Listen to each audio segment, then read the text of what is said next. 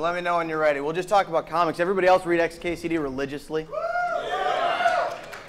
All right, if nothing else, we now all know that we love XKCD. That's great. How are we doing, guys? I don't think so. Yeah. I'll be honest. I had some countermeasures planned. They didn't work out quite as well as I'd hoped. But we'll talk about that together while I'm crying on the ground, being kicked by the entire remote exploit crew, who last time was following me but is now taking a darker path. Dude, I know where you're sleeping tonight. We ready? Yeah? All right, so everybody does love XKCD, right? This is my personal second favorite XKCD ever. I meant to make an access point to do that here. I didn't have quite enough time because I'm actually releasing some working code this time. And those of you that know me know that I can't code at all. So the amount of effort that went into that was a little more significant. But I said this is my second favorite XKCD for a reason. You see, this is my first favorite XKCD. This is what all of you expect when you come in to aircrackng or remoteexploit.org. You boot from that CD and you say, man, I pressed a button that said hack, but nothing happened. It didn't crack my neighbor's web key or anything. And as I was going through and I was laughing at these comics, I started reading the alt text and I saw, hey, this is an option in the newest Ubuntu release. I didn't see that. But then when I was checking all the blog postings this morning, I remembered something. Something kind of funny. Isn't Backtrack 4 based on Ubuntu?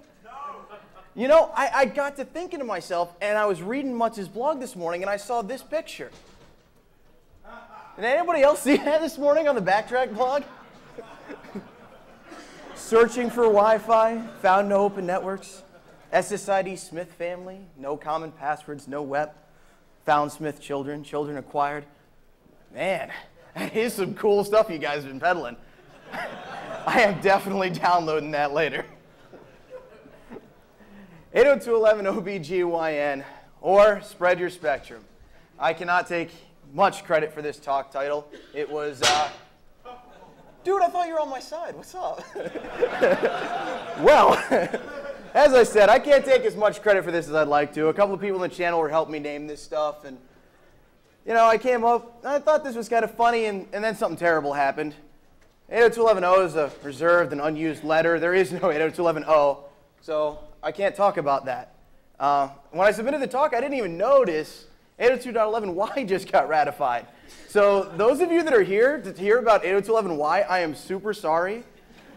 Travis Goodspeed's a really smart guy. He's in the next room talking about like cool stuff. So if you came here to learn about that, Travis is awesome. I'm sorry. Maybe next time I'll buy some more hardware. If you don't already know, my name's Rick Farina. I go by Zero Chaos online. A lot of people make fun of me for that, and that's cool too. How many of you have been kicked by me? No volunteers? There you go. All right, only friends. Yeah, that's great.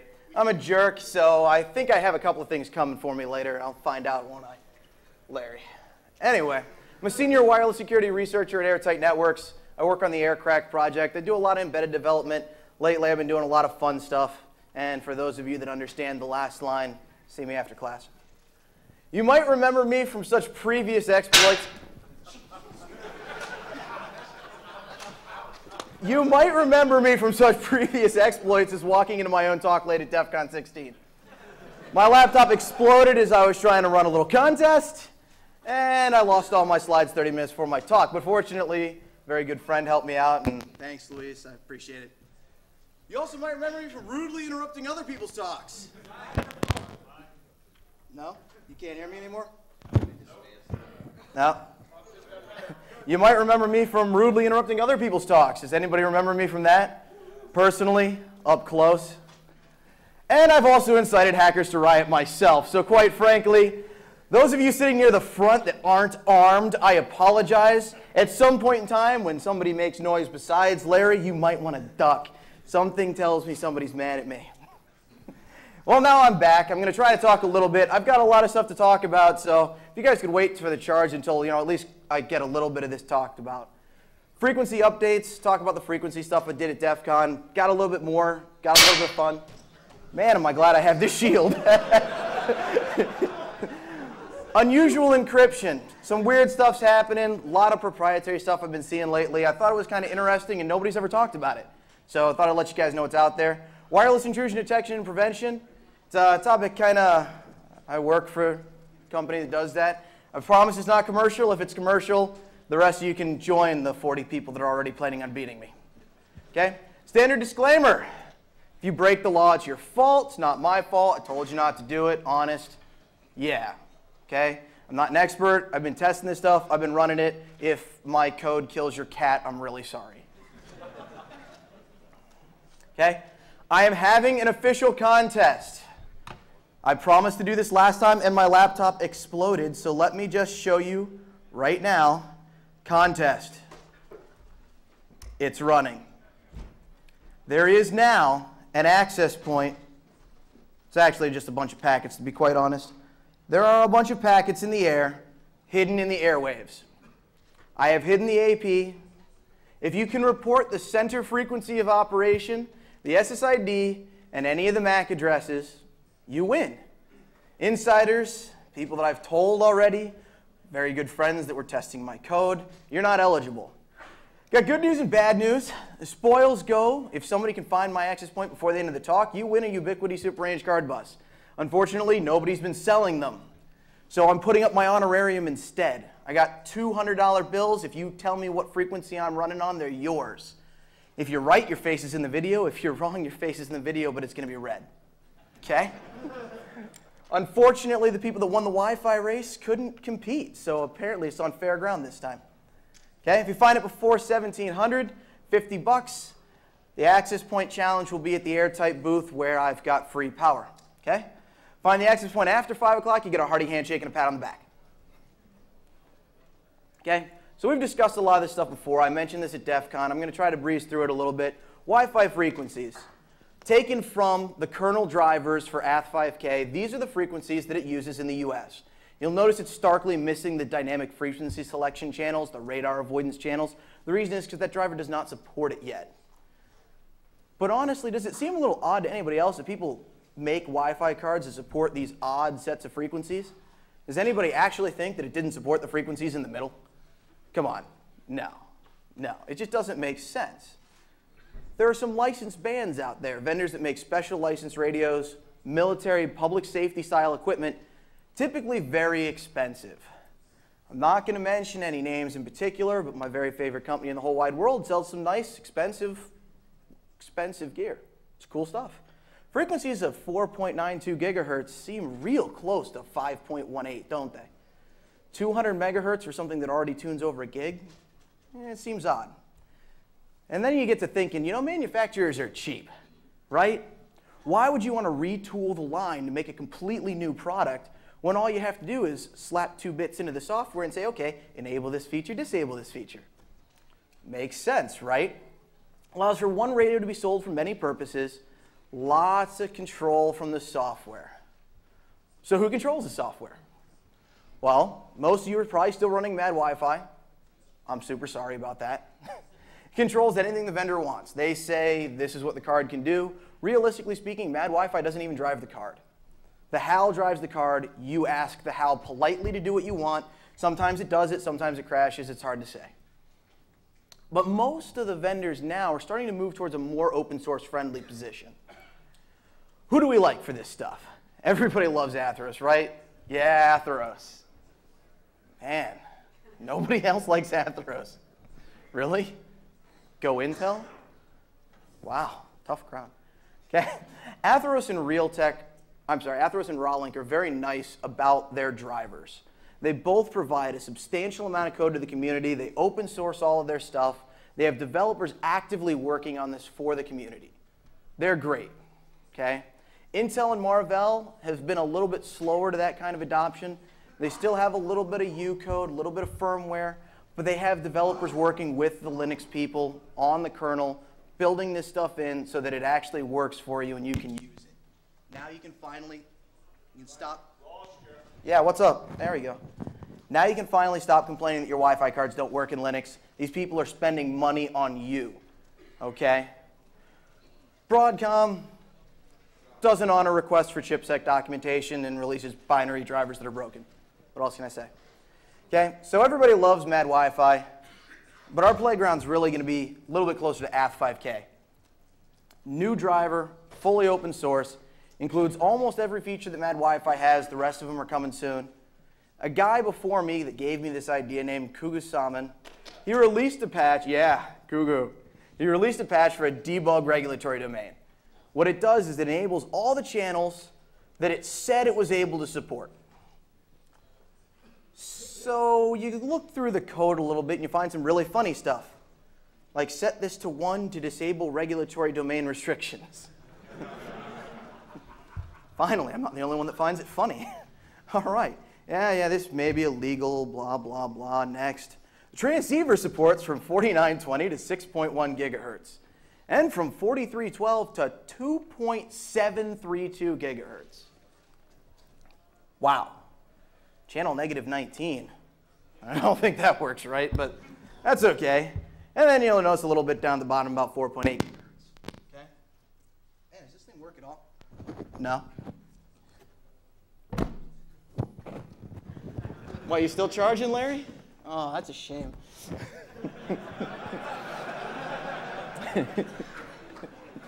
All right, so yesterday, the kernel supported the following frequencies, right? Right now, the two cards that I've had a chance to test with, the Ubiquiti... That one hit the top, man. That was a nice shot. All right, so the first card I had the chance to test was the Ubiquiti Super Range card bus. I can't say enough about Athros, and I can't say enough about Ubiquiti. They make good stuff. Namely, I think they must have left off a chip that limits what I'm allowed to set, because the driver limitations are the only things I've hit so far. Okay? 2.192 gigahertz up through 2.732, and then from 4.8 gigahertz to 6.0. Why do I say 6.0 and not 6.1? Ask me why my Ubiquiti doesn't transmit anymore. I do this for your safety, people. It's an expensive card to blow up. Okay? I also tested a standard off-the-shelf card, random thing that I picked up at Best Buy, a Linksys WPC 55AG. It's an ABG Athros card, version 1.3. Had a couple of things like that laying around. I tested it, and what's really fun is it supports 2277 to 2484. But it'll claim to support the rest of the channels, it just doesn't actually set them. So I have to give you fair warning. I am testing with the Ubiquiti Super Range card bus. The patches I release support that card. If you have something else, I'm sure it's extendable, but unless you buy me one and buy me a $20,000 Spectrum Analyzer, I really can't tell you what your card supports. I can try, but I've only got a couple of friends that let me borrow gear like that, and I can't really walk away with it. Okay? Nobody would let me borrow it for the stage demo. I'm sorry, but those of you that manage to find my access point will know that I'm not making this all up. Okay? It will differ from card to card. I currently have one working Athros card that was given to me by Michael Osman. If you're here, you're my hero. Thank you. It's the only Athros card I have left that can transmit. And King Tuna. Thank you. That's my backup card in case I blow up this one doing the contest. Okay? What's on these frequencies? A lot of stuff that says DOD. Anybody in here want to admit that they're a 3-letter organization? You can see me after class. I'd love to talk about this stuff. How do you guys use these frequencies? No? Okay. Amateur radio. Actually, if you're a licensed amateur radio operator, some of these frequencies are fair game. Okay? Satellite. Let me say that again. XM and Sirius satellite radio. I'm not saying an 802.11 card could read them, but if you were transmitting on that channel, people will get mad. Okay? Let me throw a little bit of wisdom down on you guys. Sirius and XM satellite radio operate with about a -117 to a -110 or so receive sensitivity. And you're praying, because even a really low power card is going to go quite far. And who has a nice satellite radio in their car? A guy with a Mercedes, a BMW, a really rich guy that's going to get mad. He's going to call the FCC, and then they're going to find you, and you're going to get arrested. And I'm super sorry about that, but I told you not to transmit. Okay? Other frequencies, once again, a lot of DoD space. 4.4 gig to 4.99 is DoD. A lot of that's sub-allocated to public safety, police, some interesting articles online if you look up public safety frequencies, security cameras, Washington, D.C. Anyway, many real license implementations are a little bit broken.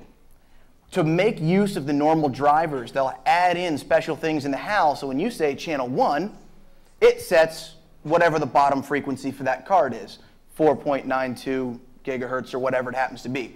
It's done to make all this stuff easy, fluid, and probably because otherwise you'd know that it's the same card.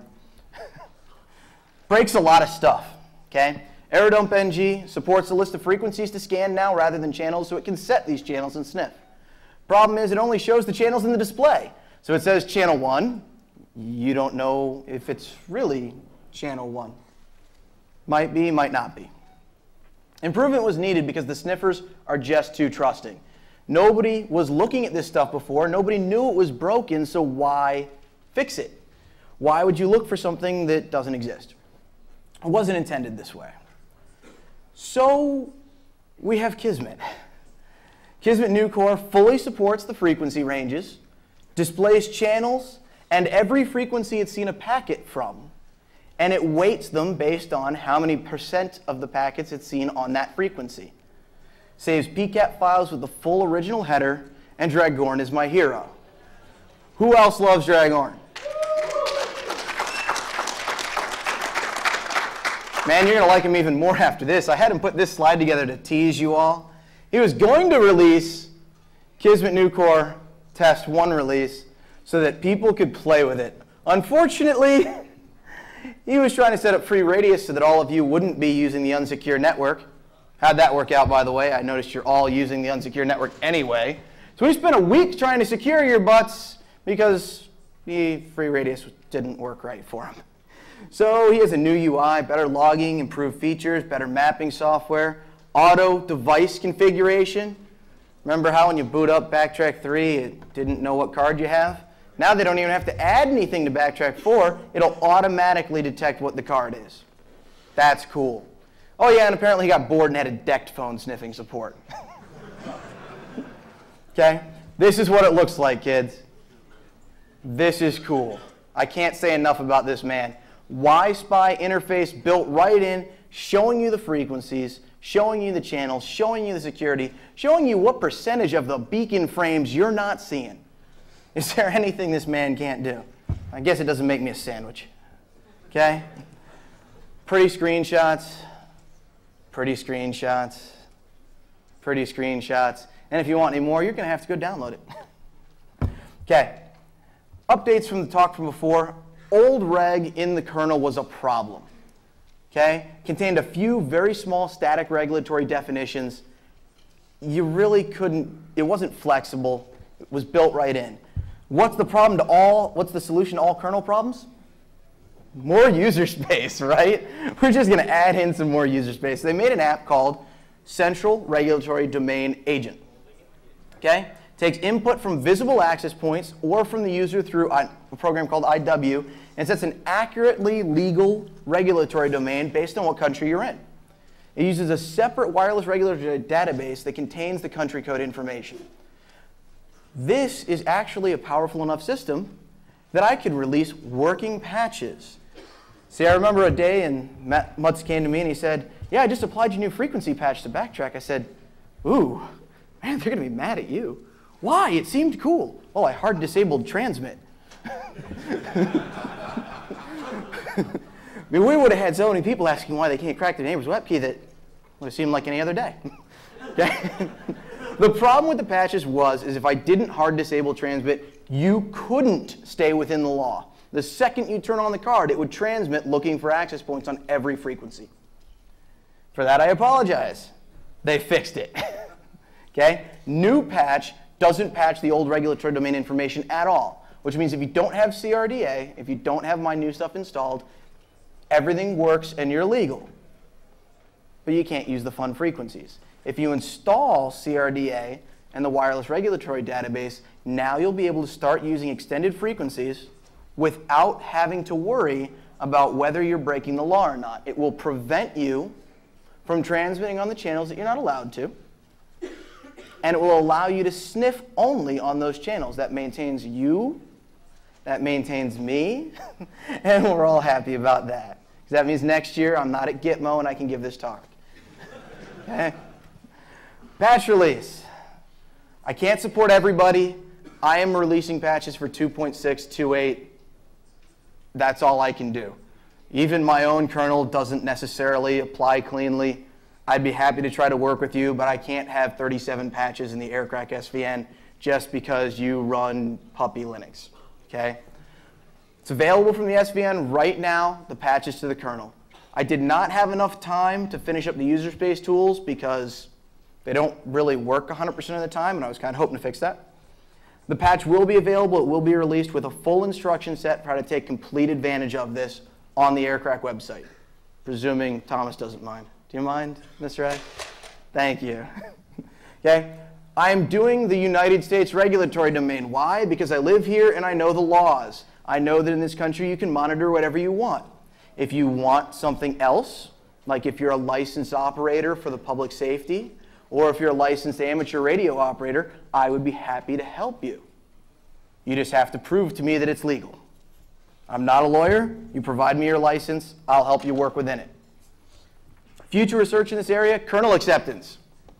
Everybody loves the kernel, right? Marco, you're supposed to be helping, man. You're not nice at all. Okay, I'm hoping to get this into the kernel. They've battled back and forth with me about a few things like breaking the law, and now those are all fixed. So we'll have a poll at aircrackng.org later on. All of you can just say, yes, we really want this in the kernel, and then they can stop telling me that nobody cares about what I'm doing. Okay? AF9K support. AF5K can do this cool stuff. It works on the ABG cards. What about the N cards?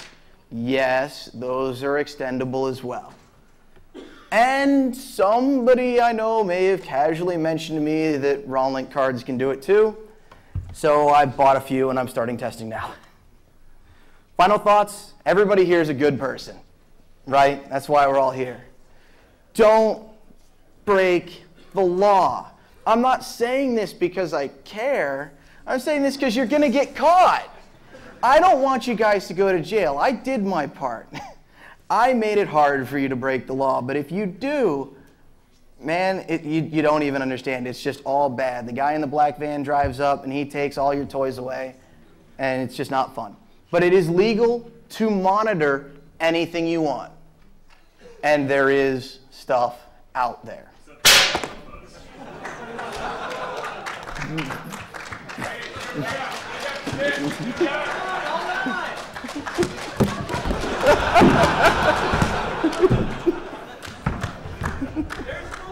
Yeah, I know. Man, I got like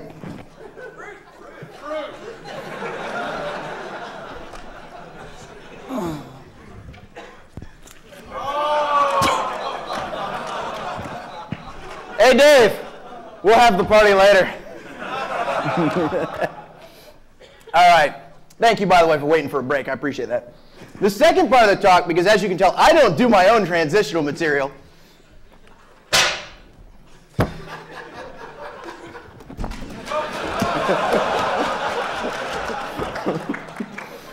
All right.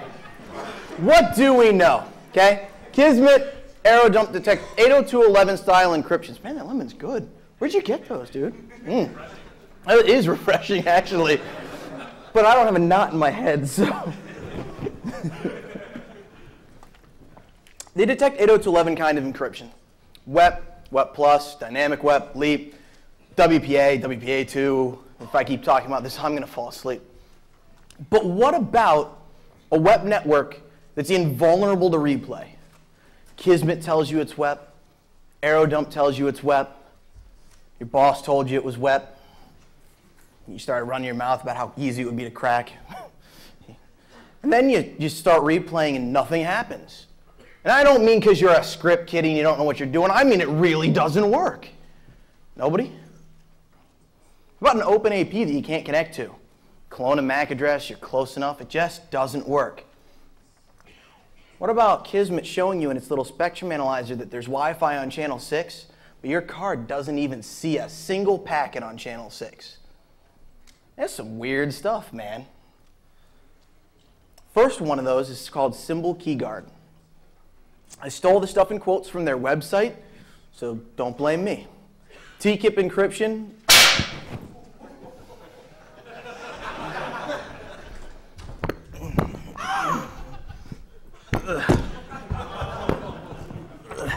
That's it. I'm putting up the...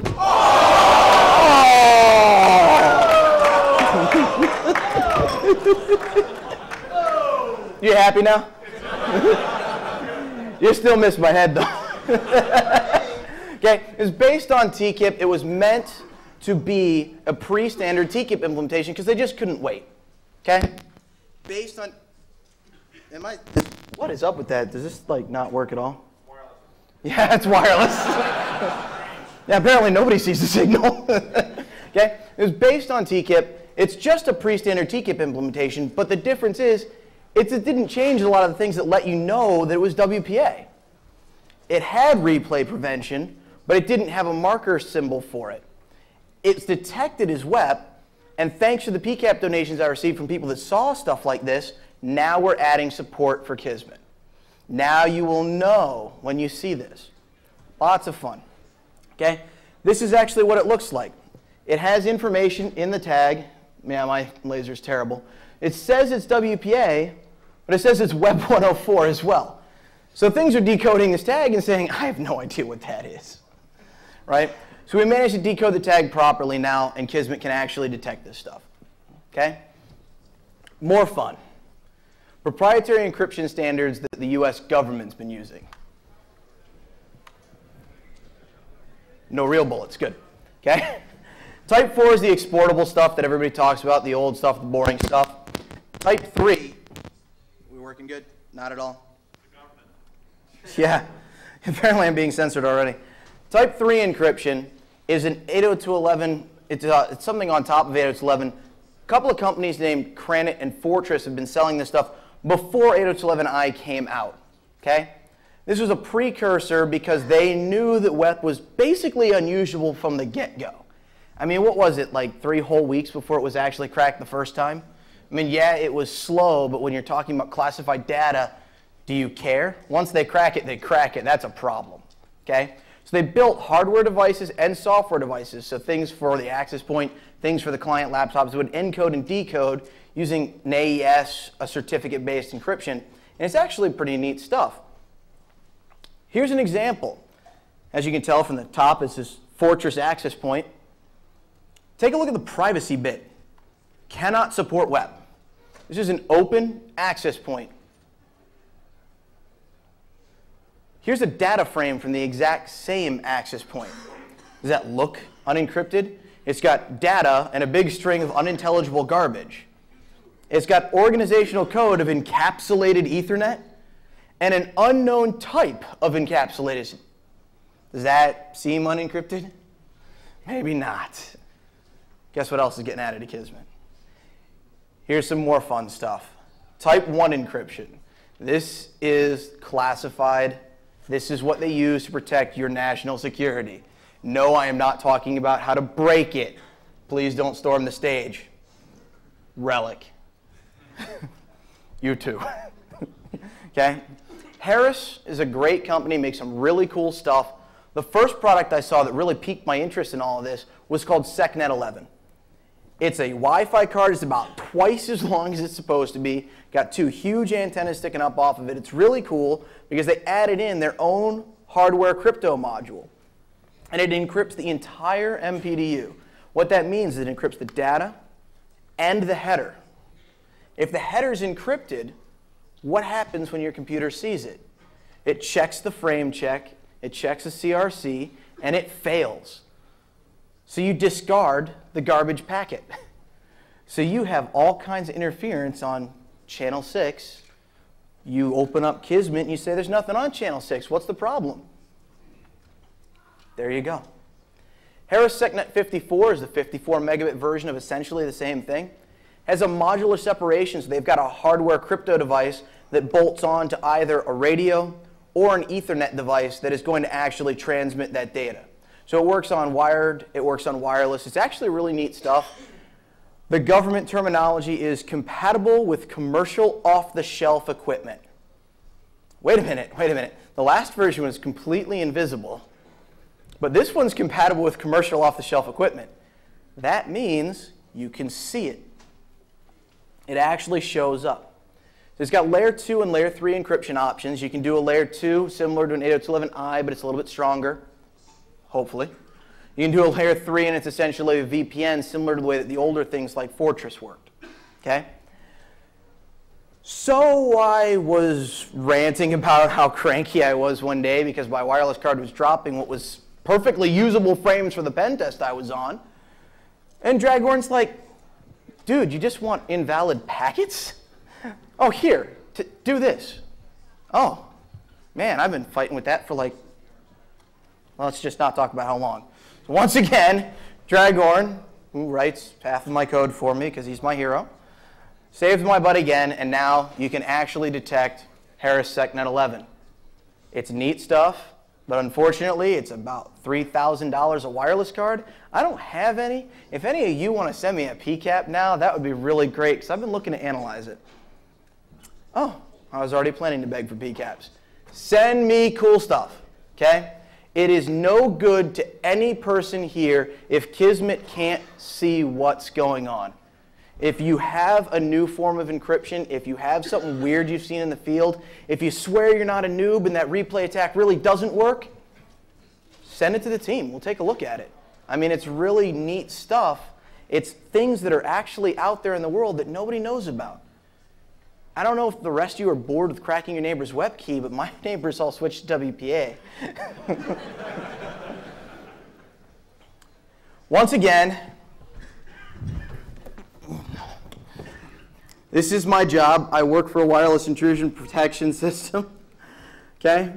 I will not make this a commercial. If this is a commercial, somebody come up here, collect the lemons, and throw them at me again. Okay? More. Same one. Keep the bite. Okay? Wireless intrusion detection systems were an early product. Basically, it was a noisemaker. It would say, well, you know, I've been staring at your back all day, and you just got stabbed. I just thought you'd like to know. That's exactly what I thought. What good is an intrusion detection system? Those of you that have deployed an intrusion prevention system on the wired side know what the good is what happens if there's a false positive, everybody freaks out. So a lot of people still just do intrusion detection, okay? They just keep doing...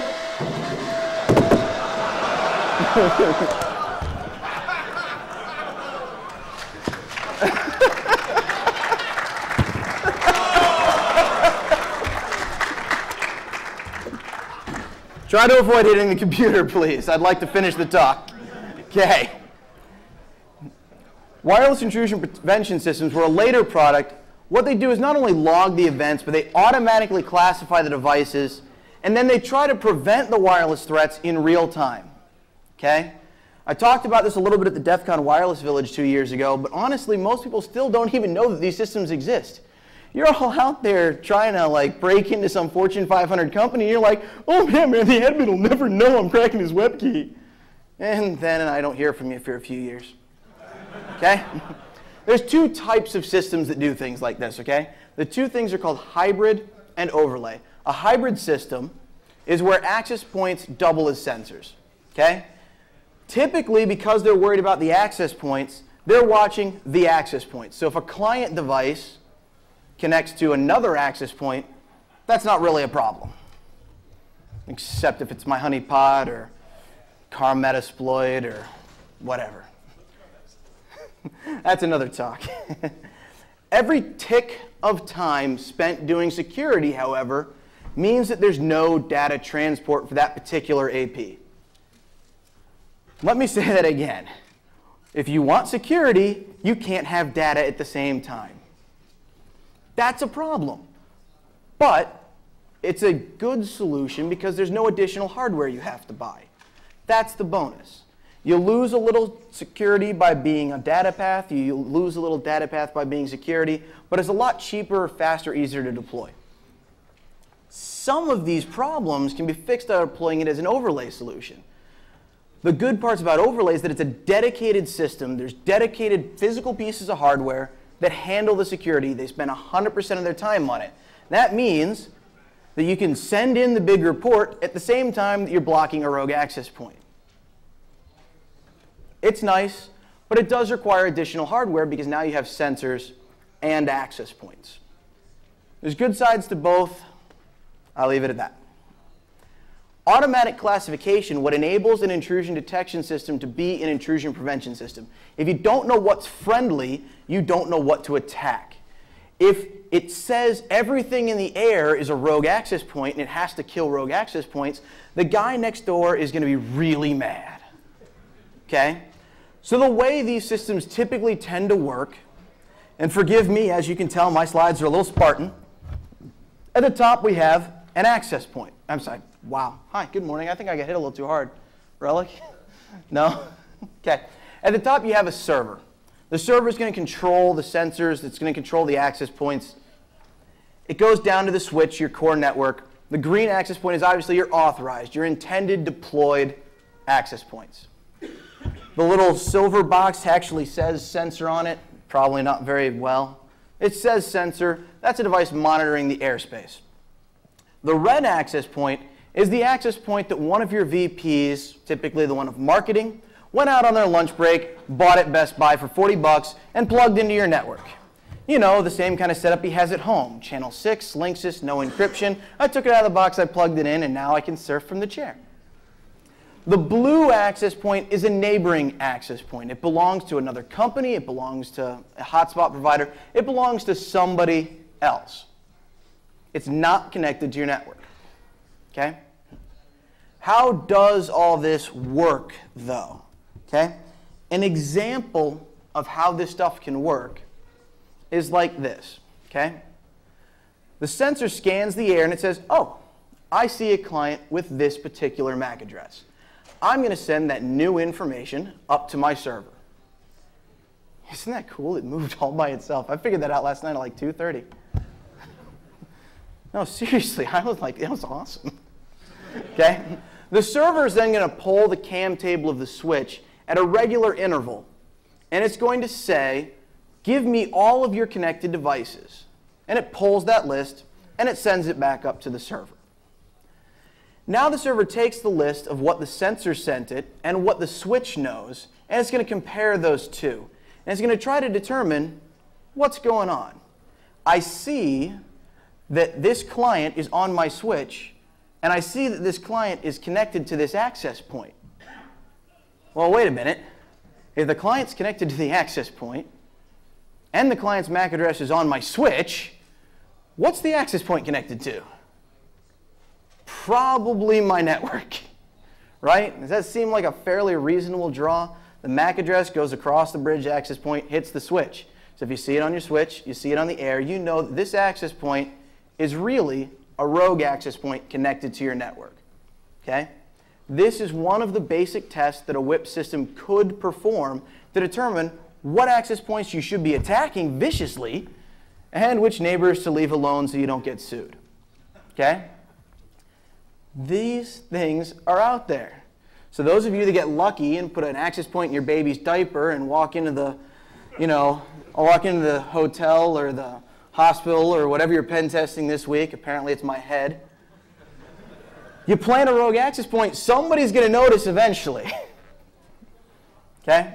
So the final thoughts on wireless intrusion prevention systems, realistically speaking, are, I want you all to know you're not invisible. Okay? People monitor for this stuff. Governments, large corporations, more people than you think are actually looking for this in some way, size, shape, or form. In the next few years, as there's been acquisitions in the space, there's been more players in the space, there's been bigger products in the space, you're going to run up against this stuff in penetration tests. You're going to see this. And honestly, it's kind of neat. But you're not invisible. You're also not invincible. If you're sitting out in the parking lot trying to crack somebody's web key, and all of a sudden you notice that your replay attack's not working so hot, somebody could have automatically severed your connection with the access point, stopped you from transmitting packets, issued an automatic location tracking, sent a picture to the guy in the security desk who's got a billy club with your name on it. Yes, I've seen this deployed in 3 cars in a parking lot to track somebody for that reason. Yeah, he had a billy club. It was a real problem. No, because he was hacking somebody he should not have been hacking from somebody who left their Wi-Fi open. Okay? I talked all about odd frequencies at the beginning of this. That stuff, if my mic keeps working, that stuff's not safe either. Okay? A lot of whips do manage to actually watch some of these extended frequency sets. So even if you're using wild frequencies that you're probably going to get caught faster by the FCC than the company you're hacking, you're still not likely to be able to to get away with this stuff. Okay? Yeah, I did it. I really did. Okay? I've been working on a project for a few years called Pen2. It's a great platform to launch wireless attacks from. It's also a great platform for penetration testing in general. All of the stuff that I've talked about here today is going to be available in our beta, which should be out this week, mostly because I haven't finished this code I'm releasing completely. It's Switzerland, not Czechoslovakia. But thank you, King Tuna. It's based on Gen 2, a topic near and dear to my heart. It's safe to install. We keep it updated often. And the Swiss are neutral, unlike those Czechoslovakians. Okay? Contact me if you have a license or a country that you live in and you want these patches extended. I wrote everything I knew and understood. If you live in Switzerland and it's legal to monitor channels in Switzerland, I'd be happy to help you. If you have PCAPs with unusual encryption used commonly with a Wi-Fi network, you go out on a pen test and you just can't break it, man, there's a bunch of us that are tired of cracking web keys. Give us something to do, okay? Did that say PCAP on it? Okay? There's my email address. Try a Pen2. I got nothing else to say. Use Backtrack. Logan says use Backtrack. That's because I think he was the one that added that really cool auto configurator. Is this attack time? Attack! No, unfortunately it's not.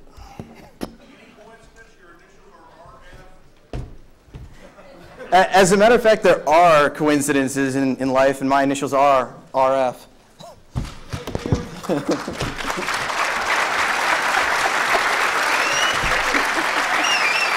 You're supposed to defend me, you bum. Thank you.